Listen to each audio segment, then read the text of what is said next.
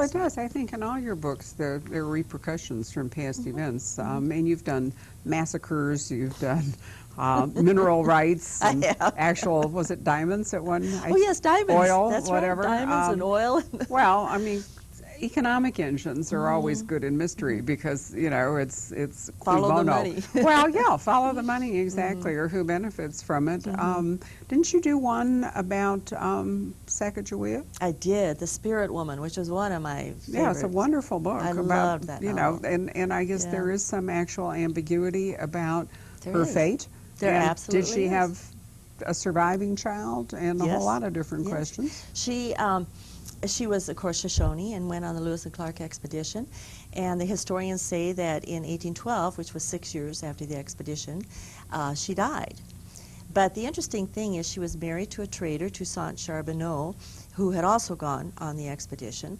And the only records of her death that we have say that the Shoshone wife of Toussaint Charbonneau died. But everyone knows, the historians know, that Charbonneau was a much marrying man. Right. He had 2 and possibly 3 Shoshone wives.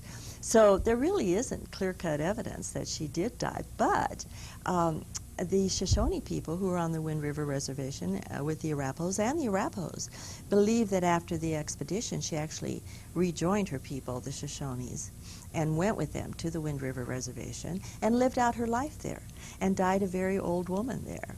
And told her stories, told these incredible stories of going with the soldiers. And the Lewis and Clark expedition was a military expedition, you know, across the mountains and down the great rivers to the waters that wash around the world. The Columbia to the Pacific. You know, and they say, which I love, both the Arapahoes and Shoshone say, we don't care what your historians say. You know, we have our stories that this old woman told. So I wove a novel, The Spirit Woman, out of that. It was a wonderful book, and there was a very kind of Glencoe Massacre feel to one where, and I don't remember the name because they all, I've read them all, but it was an Eye of the Wolf? Eye of the Wolf. That starts with the discovery, of a sort of a mass grave from one of the massacres. I'm trying to remember. I've had that too. Oh, that's a different one. Okay. But in Eye of the Wolf, that deals with the animosity, the old enmity between the Shoshones and the Arapahoes. And I kind of came up with the premise of, well, what if someone wanted to stir that up again? I mean, we see tribal wars are going on all over this world, and you know, I thought this is very nefarious thinking of mine, but I thought, what if somebody wanted to, for their own purposes, wanted to stir that up between these two tribes who had been traditional enemies? And there had been a massacre where the Shoshones had actually massacred the Arapahoes. Right. And that's in Eye of the Wolf. And so it starts out where these Arapahoes are found massacred on this old battlefield. And, of course, it brings up all kinds of... But these are modern Arapahoes? Modern Arapahoes. Okay, but I'm also remembering one in which I think there were remains unearthed. Yeah. Oh, yes. I definitely have. And probably, you know, several of them where they come up from the past. No, I'm talking about an actual discovery of bodies. Of massacres? Skeletons. Skeletons. Well, I should review the entire thing. I'm not as well prepared as I could be, but, you know, over the years since I've read them all, it's scary to think that there really have been. One of the things that sticks in my mind, too, is your use of... you know, real estate, land deeds, and those wonderful Arapaho ledger books. Now, were those particularly special, unique even to the Arapaho culture? Oh, absolutely, absolutely.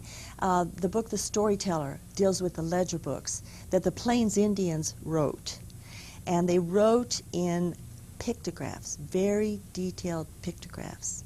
And it's only been for the last literally 20 years that outsiders, historians and all, have realized that these ledger books were not just, you know, unique little pictures that the Indians made, but were in fact records, historic records that they kept of their lives on the plains, of their battles, of their dances, of their village life, all kinds of things. So when there was a dispute, you brought in, if I remember right, a ledger book as a way of trying to prove what happened. Sure, and that that's probably maybe the one you're thinking about. The Sand Creek Massacre, which occurred in Colorado in 1864. I think it is. And that deals with the ledger book.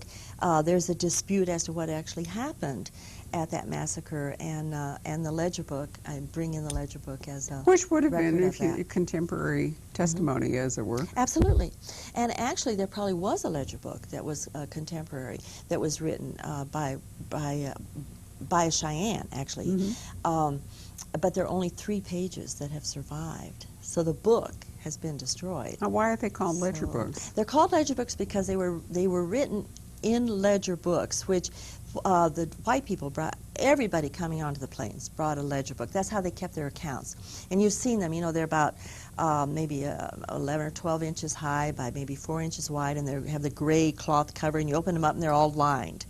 Well, that's all the shopkeepers, all the wagon masters of the trains, wagon trains coming across the plains, the army officers, the forts, the people who worked at the forts. They all kept their accounts in these, like before computers, you know, in these ledger books. So the Plains Indians had always kept their records in pictographs, but they had done it, they had written on hides. And hides are very heavy to have to carry around, and these were a nomadic people.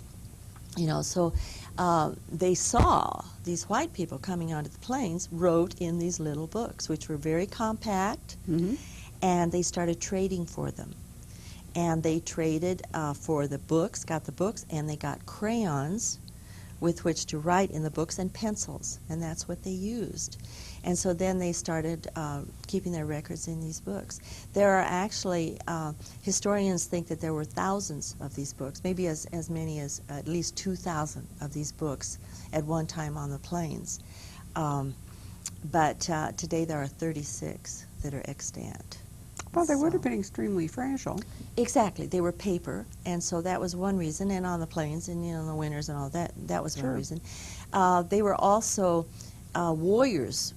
Men are the ones who kept these books and wrote in them, and they would tape them to their, or wrap them to their bodies when they went out to do battle or whatever. And so often, then they would be taken off the bodies of dead warriors. The soldiers would take them, and gradually, and also just gradually, they began to get into the outside culture, you know, and white people started getting them in trade. And once they started getting them, they, instead of keeping them intact as books, they started razoring out the pages and selling them page by page. Unfortunately, that, you know, that is a fate that many manuscripts have suffered over the years, because there's more value doing it as artwork page by page. It's been true with maps. It's been true. Atlases have been destroyed. All kinds of things. So I'm not surprised. But then also the Arapahoes have a tradition of burying the most precious items that belong to a person with that person, you see. So I've had a number of Arapahoes on the reservation tell me, you know, they'll come up to me and say, oh yeah, I remember my grandfather had a ledger book, and when he died, we buried it with him.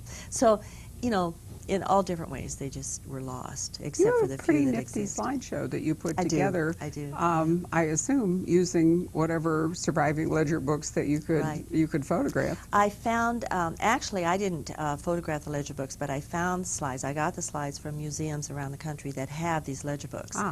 So it's a wonderful slideshow, because you know, the slides are professionally done, and now it's a PowerPoint show. I've moved up. Well, sure. But you know, so it's just a wonderful show, and it really gives an idea of what these books were all about.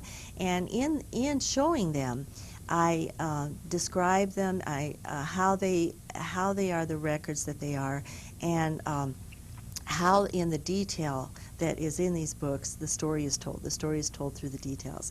So it tells stories. They tell story of battles, of village life, of all kinds of things. And then I also, at the end of the show, I show people how to read the books. You read them from right to left. So, really? You read them from right to left. Why? I mean, why did they do? I'm not asking you why you read them that way. I was actually wondering why. That wasn't a very intelligent question. Why did they write them that way? They wrote these pictographs in sequential action. So you would have, you open the ledger book and you have like 2 pages, and you would start at the right and read across. And so I always explain it. It's like looking at a stage, at action taking place on a stage. The actors come in from the right side of the stage. As they move across the stage, they do different things, and they exit on the left. Okay. And so that's how it is with the ledger book.